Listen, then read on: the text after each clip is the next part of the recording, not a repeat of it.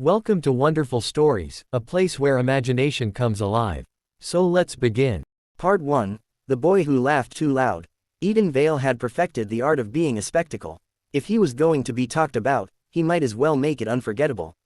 The bass from the rooftop speakers vibrated through the marble floors of the Vale family hotel penthouse, shaking crystal glasses and sending champagne sloshing over manicured fingers. Models draped themselves over velvet couches. Influencers streamed live from the infinity pool. A senator's son was doing body shots off a sculpted bar counter. And in the center of it all stood Eden, barely 24, devastatingly beautiful, and smiling like he owned the night. He wore a silk shirt unbuttoned far too low, gold chains glinting against sun-warmed skin. Glitter dusted the corner of his eyes. His laugh rang loud and careless as he tipped an entire bottle of Dom Perignon into someone's open mouth. "Vale," someone shouted. "You're insane." Eden grinned wider. "That's the point." Cameras flashed from distant buildings. Paparazzi were always watching. He made sure of it. By morning, headlines would scream, "Party freak Heir wastes millions again." He'd read it over espresso and pretend it didn't sting. Because the truth was simpler than scandal. If people were laughing at him, they weren't looking close enough to see the cracks. At 3:47 a.m., Eden finally slipped away. The party roared behind him, but the private elevator sealed him in silence. His smile fell the second the doors shut. His reflection stared back from the mirrored walls, smudged glitter, tired eyes, something hollow beneath the chaos. He exhaled slowly. In the quiet, there was only one name his mind ever returned to. Adrian. He hated that even now, years later, the name still had weight. They had grown up across from each other in a quiet gated estate meant for the country's elite. While Eden had been surrounded by luxury and indulgence, Adrian Cross had lived in the modest guesthouse owned by his aunt, the family chauffeur. Eden hadn't cared about the difference. At 12, he'd decided Adrian was the most beautiful boy he'd ever seen. Sharp eyes, quiet voice, always studying, always distant. Eden had followed him everywhere that summer. "Come swimming," Eden had insisted once, dangling his feet in the estate pool. "I have work," Adrian replied without looking up from his book. "You're 13, and," Eden had splashed him on purpose. Adrian hadn't smiled often, but when he did, it felt like winning something rare. By 16, Eden's feelings had turned dangerous. He'd known what it was. Known why his chest tightened when Adrian brushed past him. Known why he hated every girl who lingered too long near him. And at 17, reckless and brave and shaking, Eden had confessed. "I like you," he'd said under the old oak tree near the estate gates. Not as a friend. Adrian had gone very still. Eden remembered every second of it. The wind, the silence, the way hope tasted metallic in his mouth. "You're too childish," Adrian had said finally. Calm, measured. "You don't know what you're talking about." "I do. You fall in love with attention, Eden. Not people." That had hurt, but not as much as the next part. "I don't have time for feelings." Adrian had left for a scholarship overseas 2 months later. He never looked back. The elevator doors opened into Eden's private floor. The silence inside his suite felt heavier than the party noise. He toed off his shoes, walking barefoot across cold marble. The city skyline stretched endlessly beyond the glass walls. Somewhere out there, Adrian Cross now ruled half the financial world. Youngest billionaire in the country. Self-made, disciplined, untouchable. Everything Eden wasn't. Eden poured himself a drink, though he didn't want it. He leaned against the glass and scrolled through his phone, and then he froze. A news notification flashed across his screen. Cross Holdings acquires majority stake in Vale Luxury Group. The glass slipped from his hand, shattering against the floor. For a moment, Eden couldn't breathe. No, that wasn't possible. His father had sworn they were negotiating with overseas investors. Not him, not Adrian. The phone buzzed. A message from his father. "Come home tomorrow morning. We need to discuss your future." Eden stared at the city lights, heart pounding loud enough to drown out the memory of teenage rejection. Adrian was back, not as the quiet boy from the guest house, but as the man who now owned a piece of Eden's empire. A slow, dangerous smile curved onto Eden's lips despite the unease crawling up his spine. "Fine," he whispered to the empty room. If Adrian wanted to play with empires, Eden would give him a spectacle. Across the city, in a penthouse carved from steel and glass, Adrian Cross stood alone in the dark. The acquisition papers lay signed on his desk. Vale Luxury was drowning in silent debt. Poor management, reckless branding, too many scandals attached to one golden heir. It had been a business decision. It had to be, but Adrian's gaze lingered on a photo pulled up on his tablet. Eden, earlier that night. Laughing at his own party. Glittering. Wild. Still too loud. Still too bright. Adrian's jaw tightened. You're still running, he murmured to the empty room. This time, though, Eden wouldn't be able to run from him. And Adrian wasn't 17 anymore.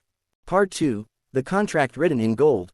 Eden had faced down investors, tabloids, and furious board members.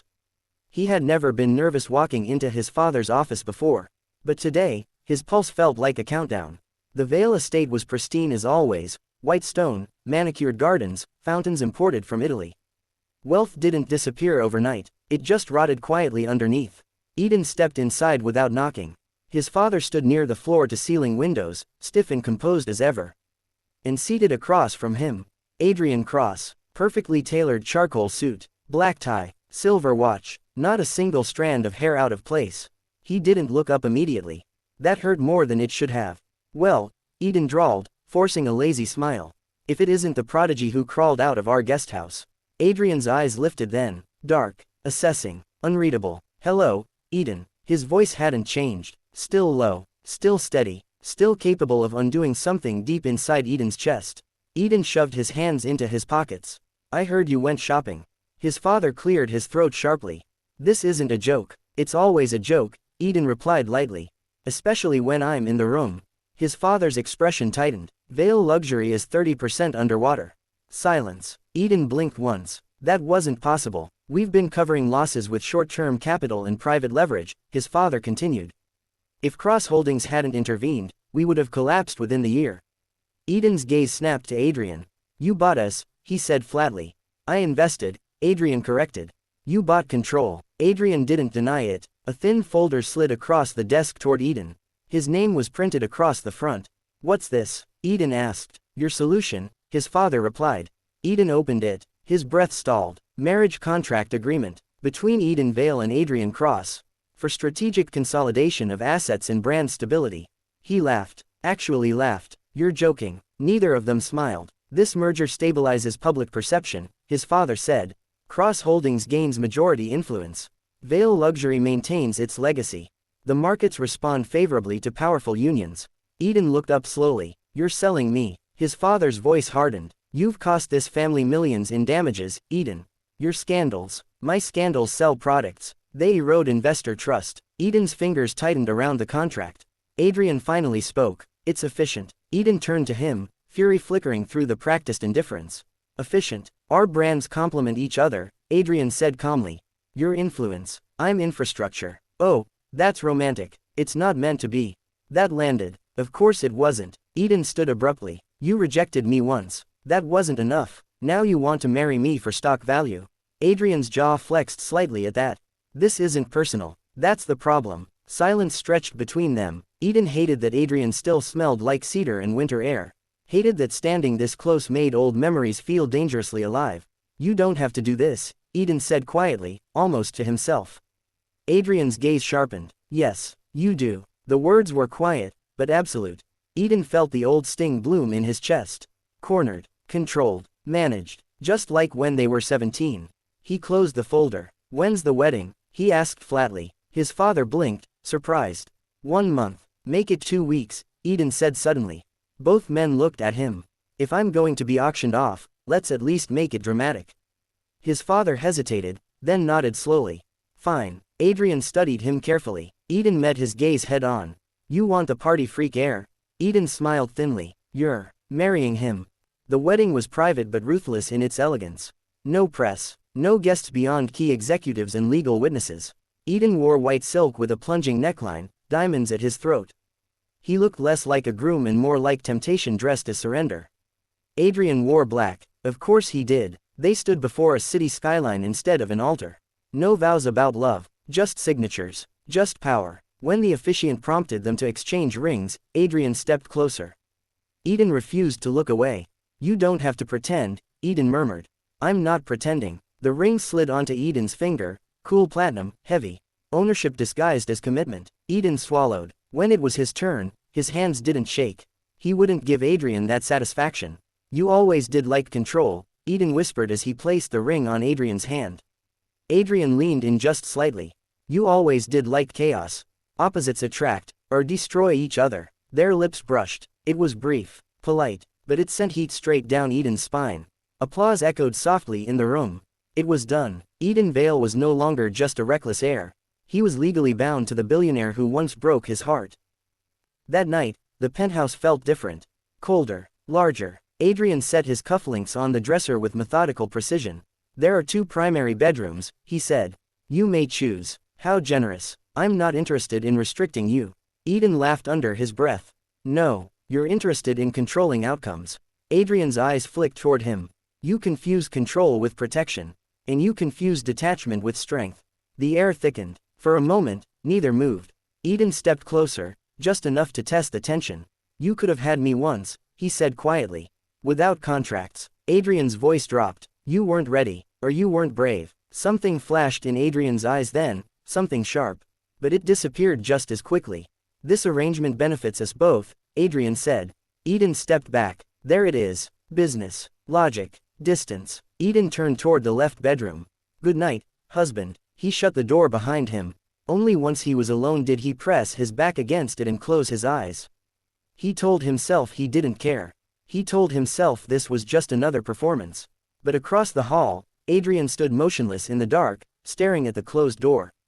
And for the first time since he signed the acquisition papers, he looked uncertain. Part 3. Scandal as a weapon. Marriage did not tame Eden Vale. If anything, it sharpened him. 3 days after the wedding, the headlines detonated. Newly married heir leaves club at 4 a.m. Without billionaire husband. Cross Vale union already cracking. Party prince refuses to change. Eden scrolled through the articles while lounging shirtless across the velvet couch in his private lounge. A model laughed beside him, feeding him strawberries for the camera of someone's phone. He tilted his head just right. Let them see. Let them talk. If Adrian wanted a polished, obedient spouse to soothe shareholders, he had married the wrong man. Or maybe exactly the right one. His phone buzzed. Unknown number. Eden smirked and answered. Miss me already? You're trending, Adrian's calm voice replied. Eden rolled onto his back, staring at the ceiling. I usually am. You were seen leaving Eclipse with 3 people. 4, actually. 1 left early. A pause. Was that necessary? Adrian asked. There it was, that faint edge beneath the composure. Eden's lips curved. What's the matter? Worried about public perception. I'm worried about volatility. You mean jealousy. The silence on the other end was almost satisfying. Be home by 10, Adrian said evenly. We have a dinner with the board tomorrow. Eden laughed. You don't get to give me a curfew. You signed a contract. I didn't sign ownership papers. You signed alignment. Eden sat up slowly, mood shifting. And what exactly are we aligned on, Adrian? Our future. The word hit differently than it should have. Eden masked it quickly. Relax. I'll be glowing and obedient for your board. He hung up before Adrian could respond. But his pulse felt faster than it had any right to. The next morning, Eden arrived at Cross Holdings headquarters in a silver suit that shimmered under the lobby lights. The building was all steel, glass, and ruthless ambition. Employees tried not to stare. He gave them something worth staring at. When the elevator doors opened to the executive floor, Adrian was already waiting near the conference room. Immaculate, controlled, dangerous in his stillness. You're late, Adrian said. I'm fashionably unpredictable. Adrian's gaze flicked over him slowly, taking in the silver, the open collar, the faint mark near Eden's throat. His jaw tightened. You smell like perfume. Eden stepped closer deliberately. You don't. Something electric passed between them. Try to behave, Adrian murmured.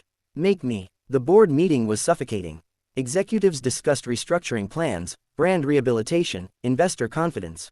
Every few minutes, someone's eyes would drift toward Eden, as if expecting him to juggle champagne glasses on the table. Instead, he listened, quietly. When one executive suggested phasing him out of public campaigns entirely, Eden leaned forward. I built our youth demographic, he said smoothly. You erase me, you erase 40% of online engagement. The room stilled. Adrian watched him carefully. And what do you suggest? One board member asked skeptically. Eden's smile turned sharp. Rebrand the chaos. Silence. Lean into it. The untamed heir who married ice-cold industry. Make it a contrast campaign. Beauty and discipline. Fire and steel. He didn't look at Adrian, but he felt his attention intensify. You're suggesting we monetize your recklessness? The executive asked. I'm suggesting you stop pretending it doesn't sell. A slow, impressed murmur rippled through the room. Adrian finally spoke. Prepare projections for a dual-image campaign. His tone was neutral, but there was something else beneath it. Approval. The meeting adjourned soon after. As the executives filed out, Eden lingered. Well, he asked lightly. Adrian approached him slowly. You were strategic. Surprised. Yes. Eden's smile faltered slightly. I'm not stupid. I never said you were. You implied it, when you called me childish. Adrian went still. That was years ago. It felt longer. For a moment, the corporate floor disappeared. It was just them, too much history crammed into too little space. You think I don't see what you're doing? Adrian asked quietly. And what's that? You're escalating the scandals to test me. Eden's expression hardened. And if I am? Adrian stepped closer. Then stop pretending you don't want me to react. The words hit too close. Eden's breath caught, but he refused to retreat. I don't need your reactions. No, Adrian said softly. You need reassurance. That snapped something. Eden shoved him lightly in the chest. Don't analyze me like I'm one of your investments. Adrian caught his wrist instantly. Not rough, but firm. The contact burned. You're not an investment, Adrian said. Then what am I? The question hung between them, dangerous and unguarded. Adrian's grip loosened slightly, thumb brushing the inside of Eden's wrist without thinking. You're my husband. It shouldn't have felt intimate. It did. Eden pulled his hand back first. Don't confuse legality with loyalty, he said quietly. He turned to leave, but Adrian's voice followed him. I didn't marry you to erase you, Eden. Eden paused at the elevator doors. Then why did you? For the first time since they'd reunited. Adrian hesitated, and Eden stepped inside before he could answer. That night, Eden didn't go out. He stayed home. He told himself it was strategy. But when Adrian returned late, loosening his tie as he stepped into the dimly lit living room, he found Eden barefoot on the balcony, staring at the city. You're here, Adrian said quietly. Eden didn't turn around. Disappointed. No. A beat of silence. You never answered me, Eden said softly. Adrian stepped beside him, city lights reflected in both their eyes. Why did you marry me? Eden asked again. This time, Adrian didn't deflect. Because I never stopped choosing you. Eden's heart stuttered. You rejected me. I left, Adrian corrected. There's a difference. Eden finally looked at him. Then prove it. The challenge was quiet, but it wasn't playful. Adrian stepped closer, close enough that their shoulders brushed. I intend to. And for the first time since the contract was signed. Eden wasn't sure who was weaponizing who anymore. Part 4, The Almost Touch. The night should have ended there. With closure. With distance. With a clean emotional line drawn between past and present. Instead, Evan found himself still sitting beside Lucas under the bleachers, long after their conversation faded into silence. Not awkward silence. The kind that felt careful. Like both of them were afraid one wrong word would shatter the fragile truce forming between them. I forgot how quiet this place gets, Lucas murmured. Evan glanced at him. You used to like that. I still do. Their shoulders brushed again when Lucas shifted. This time, the contact lingered. Neither of them acknowledged it.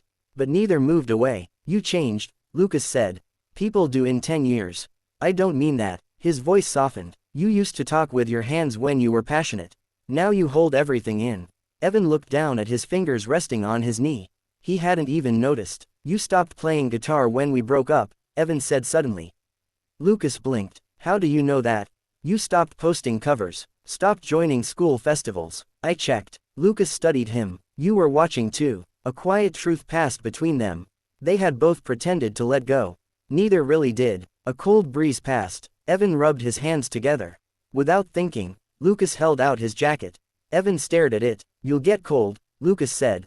I'm fine. You always say that, and you always ignore it. Lucas didn't argue. He simply draped the jacket over Evan's shoulders anyway. The scent hit instantly. Familiar. Different. Dangerous. Evan's breath hitched before he could stop it. Lucas noticed. His hand lingered a second too long on Evan's shoulder before he pulled away like he'd touched fire. That almost touch burned more than skin contact ever could. Why now? Evan asked quietly. Why try again now? Lucas didn't answer right away. Because I finally became someone who wouldn't run. Evan's chest tightened. I spent 10 years chasing success so I wouldn't regret losing you, Lucas continued. But every achievement felt incomplete. That's not romantic, Evan said softly. That's sad. Lucas laughed under his breath. Yeah, it is. They heard laughter from the school building in the distance. The reunion's still going. We should go, Evan said. Neither moved. Lucas looked at their hands resting on the bench between them.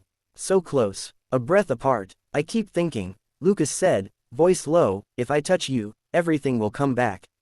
Evan's heart pounded. It never left, he replied. That did it. Lucas's fingers twitched, lifted, hovered, stopped. Don't, Evan whispered. Lucas froze. Sorry. Not because I don't want you to. That was worse. Evan looked at him, eyes honest and scared. But if you hold my hand now, I won't be able to pretend this is just nostalgia. Lucas's expression softened into something unbearably gentle. I don't want to pretend either. The air between them felt electric. One movement, one decision, 10 years collapsing. Evan stood abruptly. I need time, he said, voice unsteady. This isn't just feelings, it's trust, it's history. Lucas stood too, nodding. I know, and you don't get to rush this just because we used to love each other. I'm not trying to rush you, Lucas said quietly. I'm trying to stay. That landed deep. They walked back toward the main road together, steps slow. At the corner where they used to split paths, they stopped. This is where we used to say bye, Lucas said. Yeah, they faced each other. Not kids anymore. Not strangers either. Can I call you? Lucas asked. Evan hesitated, then nodded once. Okay. Lucas smiled. Small, real. Okay. A pause. So many things unsaid. They didn't hug, didn't touch, but when they turned to walk opposite directions, both of them looked back at the same time. And this time, neither looked away first. Part 5, Cracks in the Glass Crown. Eden didn't sleep that night. Not after Adrian said you like that. Not after the air between them shifted from strategic tension to something far more dangerous. He lay in his bed staring at the ceiling, replaying the moment over and over. I've always cared. If that was true, then what had the rejection been? A lie, a sacrifice, or worse, cowardice. By morning, Eden did what he always did when emotions felt too big. He detonated something. The gala was supposed to be their official debut as a power couple. Cross Holdings and Vale Luxury co-hosting a charity auction at the Grand Aurelius Hotel. Investors, celebrities, politicians, the entire upper echelon of the city would be there. Adrian had personally approved every detail, which meant Eden absolutely had to disrupt it. He arrived late. Of course he did. The ballroom doors opened nearly 40 minutes after the program began. Conversations faltered. Cameras turned. Eden stood framed in gold light, wearing black instead of the coordinated white Adrian's stylist had prepared. His shirt was sheer. His diamond chain caught the chandelier glow like falling stars. Whispers rippled instantly. Adrian stood near the stage in a tailored white suit. Their eyes locked across the room. The contrast was deliberate. Light and shadow. Control and chaos. Eden walked forward slowly, ignoring the stares. He didn't look at Adrian until he reached him. You're late, Adrian murmured without smiling. I made an entrance. You were supposed to stand with me. I am. Adrian's jaw tightened slightly. This event isn't a nightclub. Relax, Eden said softly. I'm on my best behavior. That was almost believable. Almost. The auction began. Art pieces, luxury travel packages, rare vintage collections. Eden stood at Adrian's side, quiet, poised. Too quiet. Midway through the evening, a reporter slipped past security. Mr. Vale, she called out. Is it true your marriage is purely contractual? The room stilled. Adrian stepped forward immediately. This isn't the place. Eden touched his arm. It's fine. He turned toward the cameras with an easy smile. What marriage isn't a contract? He replied lightly. Even love has terms. A few uneasy laughs echoed. The reporter pressed on. Are you in love with Mr. Cross? Adrian went very still beside him. Eden felt the weight of the room. The old instinct, to deflect, to joke, to perform, rose up. Instead, he said, I've been in love with him since I was 12. The silence was suffocating. Adrian's breath hitched almost imperceptibly. Flashes exploded. As that reciprocated, someone shouted. Eden's pulse pounded. He could ruin everything right now. Expose the fragility. Expose the uncertainty. Instead, he turned to Adrian. Well, it was reckless. It was unfair. It was vulnerable. Adrian didn't break eye contact. Yes. The word was steady, unshaken. Yes, he repeated, louder. It's reciprocated. Gasps, murmurs, chaos. The narrative shifted in real time. From corporate merger to epic, long-buried love story. Eden felt dizzy. He hadn't expected Adrian to say it publicly. He hadn't expected him to say it at all. The auction resumed in a frenzy of renewed enthusiasm. Bids soared. Donations doubled. Romance sold even better than scandal. But Eden's hands felt cold.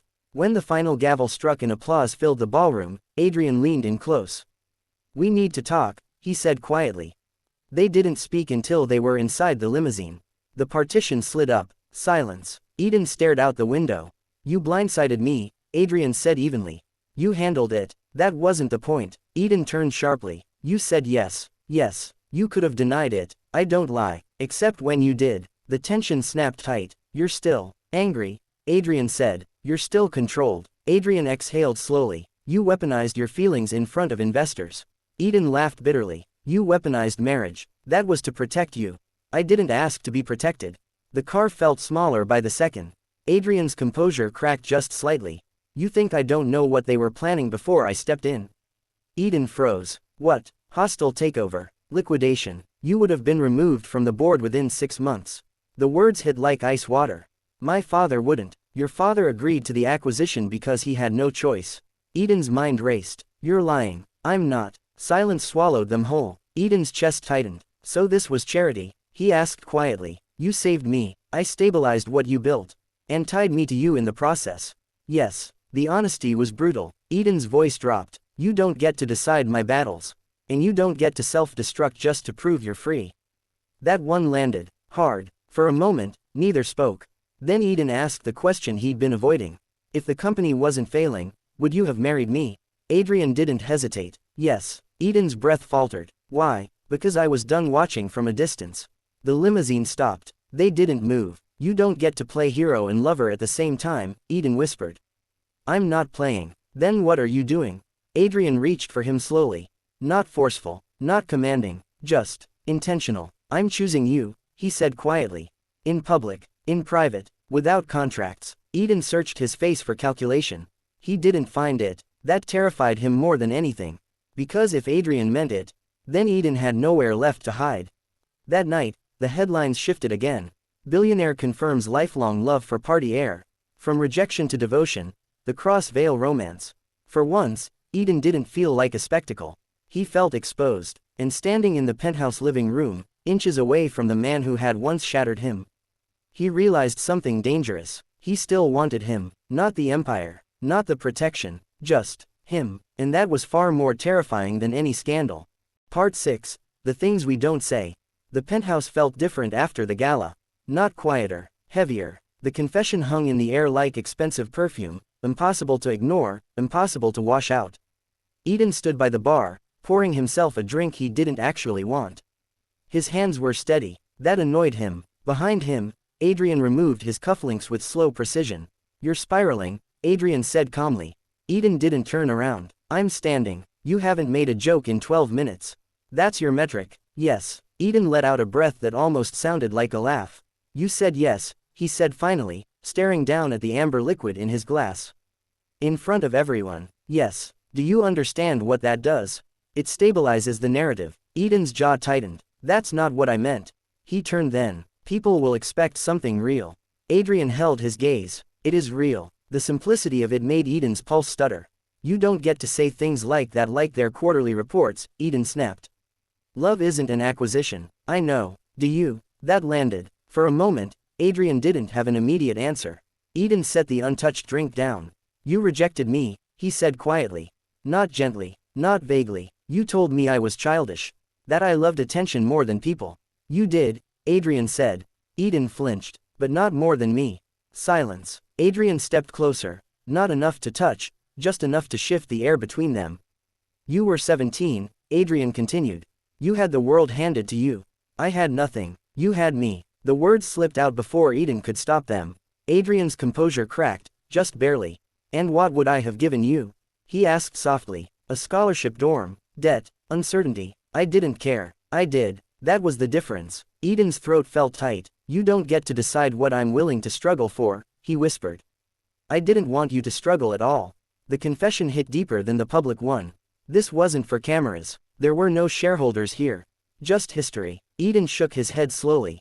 "So you left, built an empire, bought mine, married me. When you say it like that, it sounds insane. It sounds inevitable." That wasn't better. Eden walked toward the balcony, needing air. The city lights blurred slightly. "You think money makes you worthy," he said without turning around. "No," Adrian replied. "Security does. And you think I need that? I think you deserve it. Eden finally looked back at him. And what do you deserve? The question caught Adrian off guard. I don't. Exactly. Eden cut in. You never think about that part. Adrian went quiet. Eden stepped closer again. You act like loving me was some kind of charity case you had to earn your way into. It wasn't charity. Then what was it? Adrian's voice lowered. Fear. That word didn't fit the man Eden knew now. Of what? Eden asked. Of losing you. The vulnerability in it was raw. Unpolished. I already lost you once, Adrian continued. I wasn't going to risk doing it again by offering you half a life. Eden's chest ached. You didn't give me a choice. No, Adrian admitted. The honesty was brutal. For a long moment, they just stood there, years of miscommunication stretching between them like fragile glass. Finally, Eden said quietly, you broke my heart. I know. I hated you. I know. I still. He stopped himself. Adrian's gaze sharpened. You still what? Eden swallowed. I still don't know if I can trust this.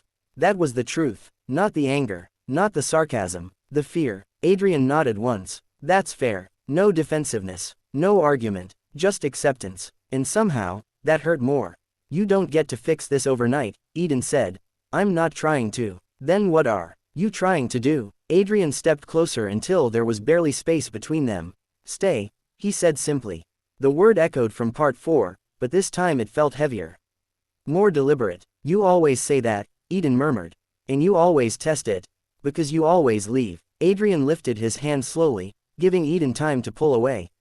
He didn't. Fingers brushed his jaw, gentle, uncharacteristically so. I'm not leaving, Adrian said quietly.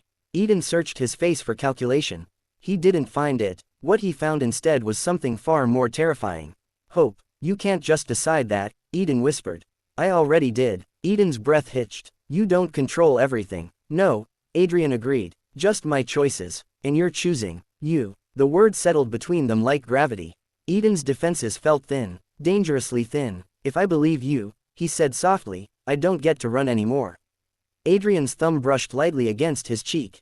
I know. That was the problem. Eden had built his entire adult identity on being untouchable.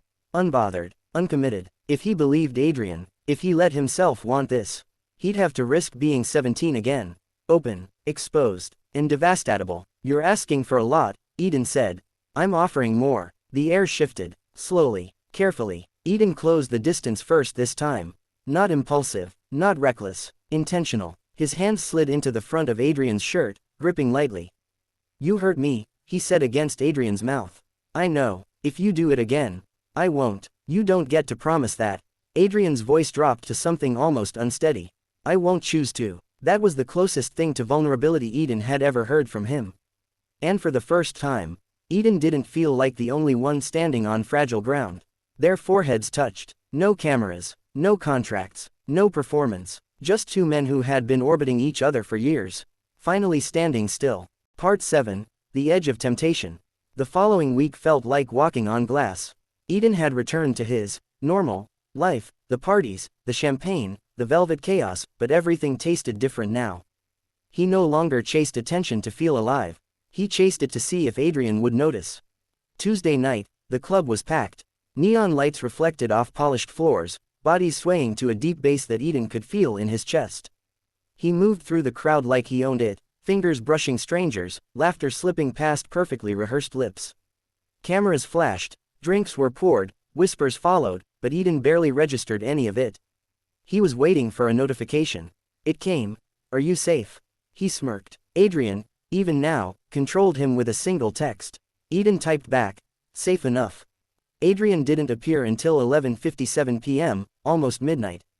He didn't walk in, storm in, or glare in. He simply appeared, black tailored suit, crisp shirt, tie slightly loosened, eyes fixed on Eden like a predator studying his prey. You're late, Eden teased, moving closer to brush past him. Adrian's hand caught his wrist mid-step. Not forceful, just enough. You're reckless, Adrian said quietly. And you married me, Eden shot back, tilting his head. Which is far more reckless? A slow smirk crossed Adrian's face, but there was no humor in it. Only calculation. You think this is a game? He asked, eyes darkening. It's fun, Eden replied softly. Until someone loses control. Adrian's fingers tightened slightly. Eden didn't pull away. You're dangerous, Adrian whispered. Not just for you, but for me. Eden's breath hitched. I'm supposed to be terrifying you. No, Adrian said evenly. I'm supposed to be surviving you. The words were calm, but the tension in the air vibrated like electricity. Eden leaned closer, enough that their shoulders brushed. You know, I don't think I could ever be tamed. Adrian's jaw flexed. I don't intend to tame you. You just married me, Eden said softly, almost teasing, almost serious. That's the ultimate control. Adrian studied him, unflinching. I married you because I want you. Not to control you, but to challenge you, to keep you from running. Eden swallowed hard. He had run from everyone and everything for years. But now, he wasn't sure he wanted to. Dangerous words, Eden whispered, lips almost brushing Adrian's ear. Are you sure you can handle me? Adrian's hand slid from his wrist to the small of his back. I've always handled worse, he murmured, low, almost unreadable. And suddenly, Eden's defenses felt thin. Too thin. The energy between them was magnetic, dangerous, intoxicating. He leaned back slightly, testing the line. Then prove it, he whispered. Adrian didn't move back. Instead, he leaned forward, so close Eden could feel the heat radiating from him. I will, he said simply. The club became a blur.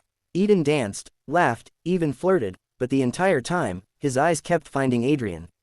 Watching him, the way he observed without judging. The way he was calm in the chaos Eden created. The way he made Eden feel like every reckless choice had a purpose.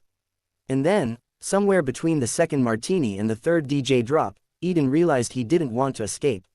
He wanted Adrian, not the empire, not the contract, not the headlines, just Adrian. Outside, the limousine waited. Eden stepped in first, Adrian already seated. Silence filled the car, not uncomfortable, not tense, just heavy with anticipation. You didn't run, Adrian said quietly. No, Eden replied. I didn't want to. You could've. I could have, Eden admitted, voice low. But you're different. Different how? You make me want to stay, Eden whispered.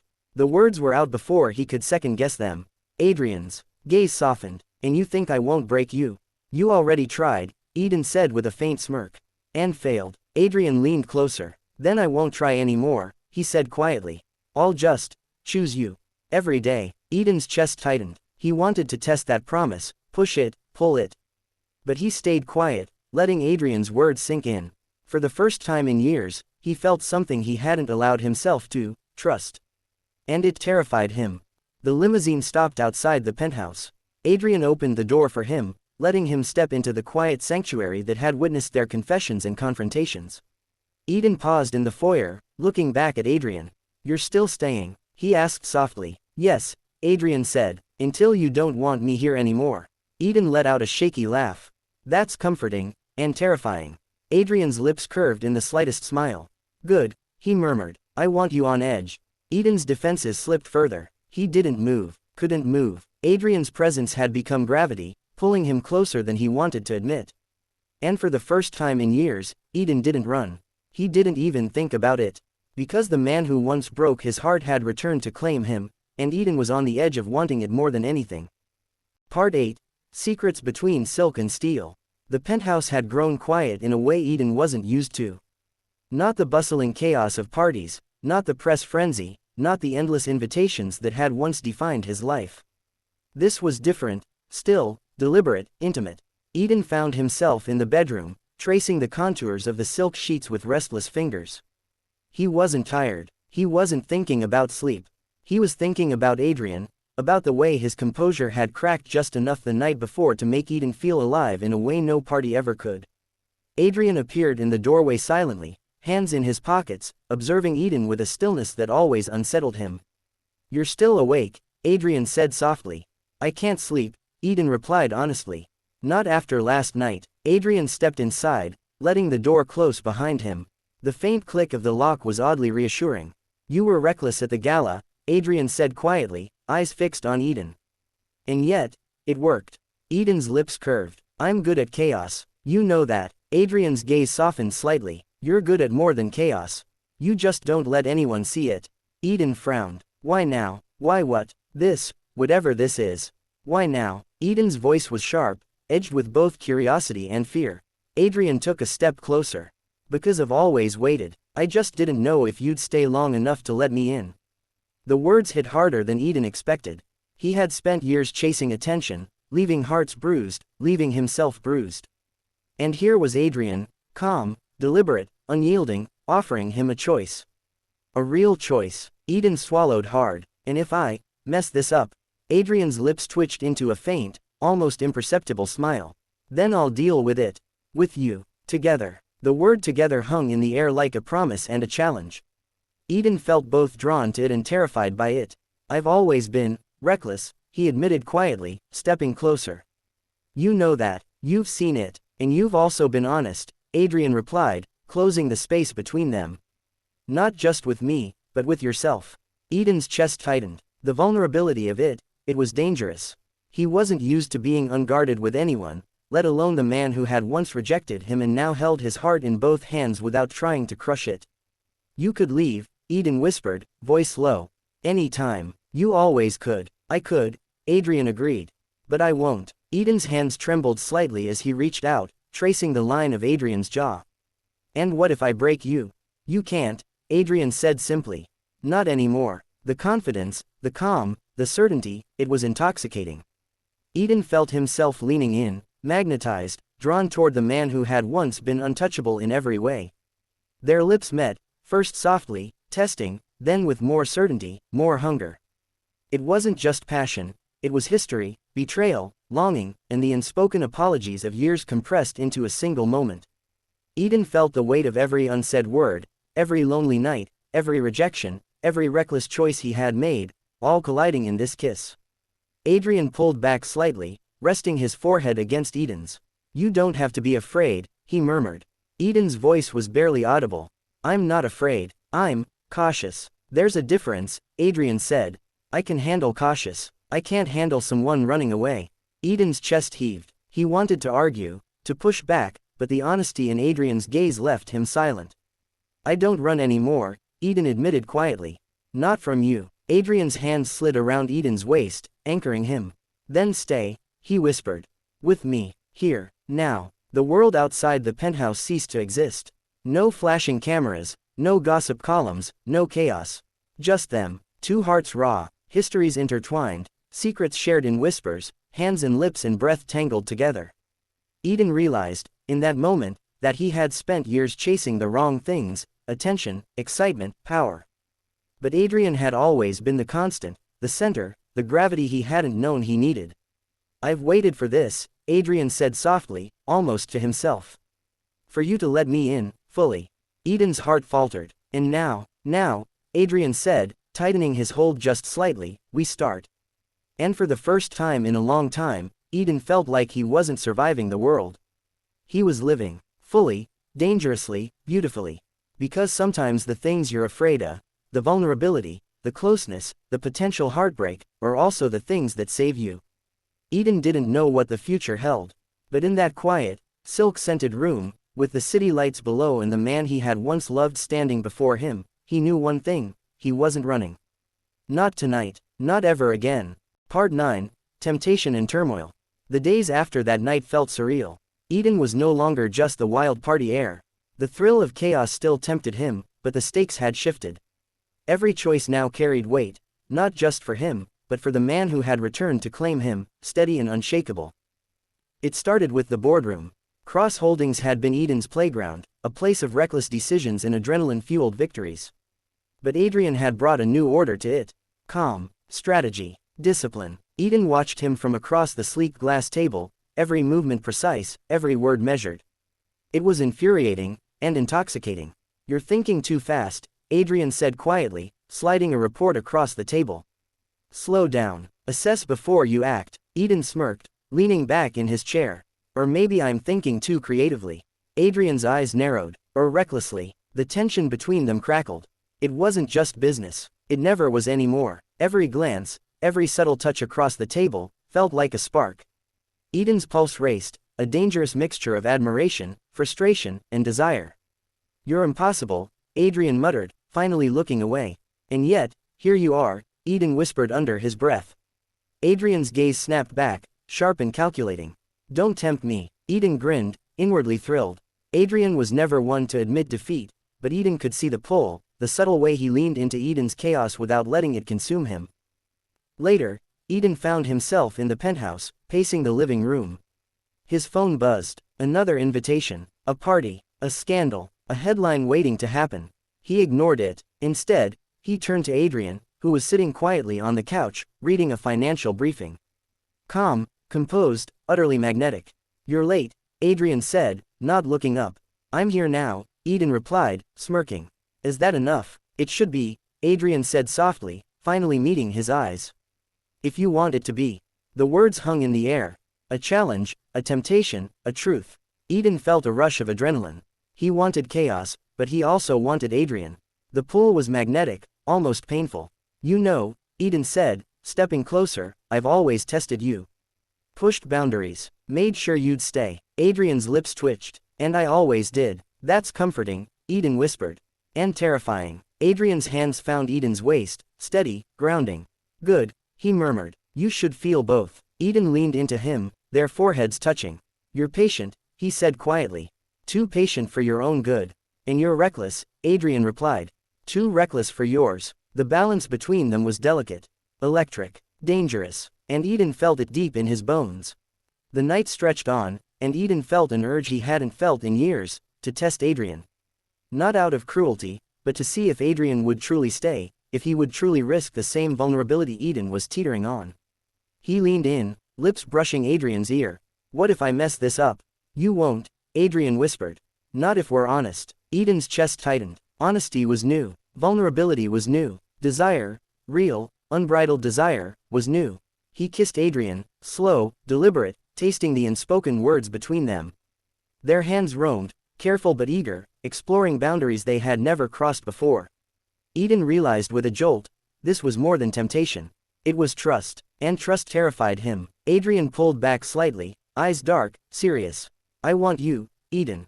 Not just your attention, not your chaos, you, all of you." Eden's heart stuttered. "And if I break?" "You won't," Adrian said. "Because I'm not leaving this time. No matter what." For the first time, Eden didn't run from the possibility of heartbreak. He didn't run from the intensity.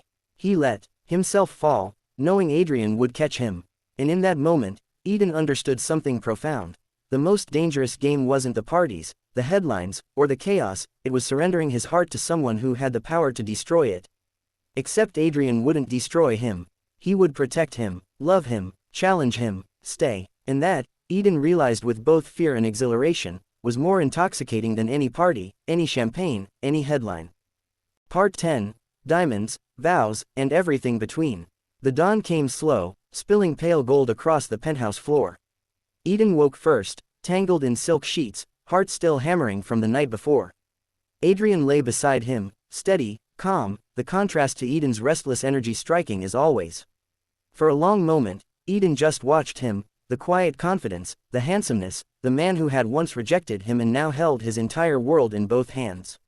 "You're awake," Adrian murmured, voice low, teasing, yet soft enough to make Eden's chest ache. "I couldn't sleep," Eden admitted, shifting closer. "Not after last night." Adrian's lips curved faintly. "You were reckless." "I prefer spirited," Eden countered. "You're insufferable," Adrian said, but there was warmth beneath the calm. Eden leaned into the quiet, savoring the rare peace between them. He didn't need the chaos of the city tonight. He didn't need the flash of cameras or the pull of parties. He had everything he wanted, here, now, with Adrian. Weeks passed, and the world adjusted to the new Eden. No longer just a party heir, he became Eden Cross, the man who could walk into a gala and command attention without needing to manufacture chaos. All while Adrian watched from the side, quietly ensuring the empire and the man at its center thrived. The dynamic between them deepened. Arguments still came, brief flashes of Eden's recklessness clashing with Adrian's control, but they were tempered with honesty, vulnerability, and desire. Eden learned that Adrian's calm wasn't submission, it was strength. And Adrian learned that Eden's chaos wasn't destructive, it was passion. It was during one particularly quiet evening in the penthouse, the city lights sparkling below like diamonds scattered across black velvet, that Adrian spoke. "Eden," he began, tone measured, eyes locked on him. "We need to talk about the future." Eden froze. The words carried weight beyond boardrooms and press releases. "What kind of future?" he asked cautiously. Adrian stepped closer. "A future where we're honest. With each other, and with everyone else. Where you and I are more than a headline." Eden's pulse quickened. He had been waiting for this, fearing it, craving it all at once. I'm listening, he said softly. Adrian reached for his hand. Not aggressively, not demanding, simply, present. I want a life with you, Eden. Not just nights of chaos or fleeting excitement. A life where we build, love, and fight together. Publicly, privately, without fear. Eden swallowed. And if we fail, we won't, Adrian said simply, with quiet certainty. Because we choose each other every day. The words were like fire and water, raw and grounding all at once. Eden felt a rush of courage, fear laced with exhilaration.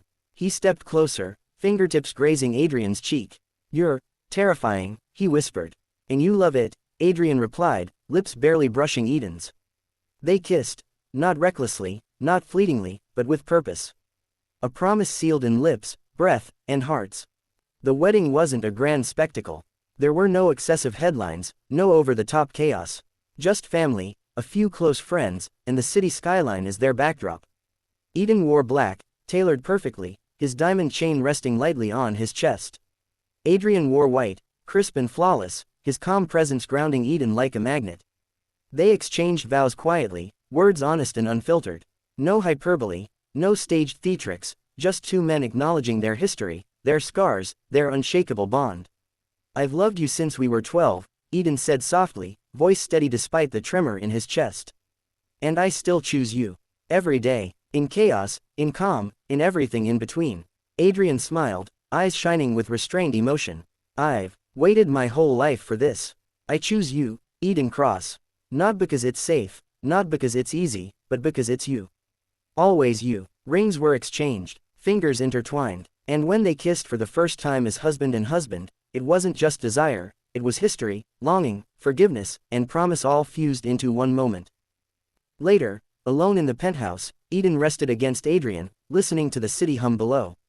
You make chaos feel manageable, Adrian said softly, running a hand through Eden's hair. And you make calm feel thrilling, Eden replied, voice light but honest. Adrian chuckled. I suppose we balance each other. Perfectly, Eden whispered. For once, Eden didn't crave the parties, the headlines, the wild nights. He had what he'd wanted all along. Not just Adrian, but trust, love, and the dangerous, exhilarating truth that came with surrendering to someone who would never let him go. Outside, the city glittered, indifferent. Inside, they had everything that mattered, each other. And that, Eden realized with a calm he hadn't known he could feel, was enough. Epilogue, champagne scars, golden futures. A year had passed since Eden and Adrian's wedding, and the world had adjusted, or perhaps it hadn't. The tabloids still whispered, the boardrooms still buzzed, but Eden no longer cared about headlines. He had finally learned the difference between spectacle and substance. The penthouse was quiet that evening, the city lights stretching endlessly below. Eden stood by the window, a glass of champagne in hand, watching the traffic pulse like a heartbeat. Adrian appeared behind him, wrapping his arms around Eden's waist, resting his chin lightly on his shoulder. Thinking about the old days?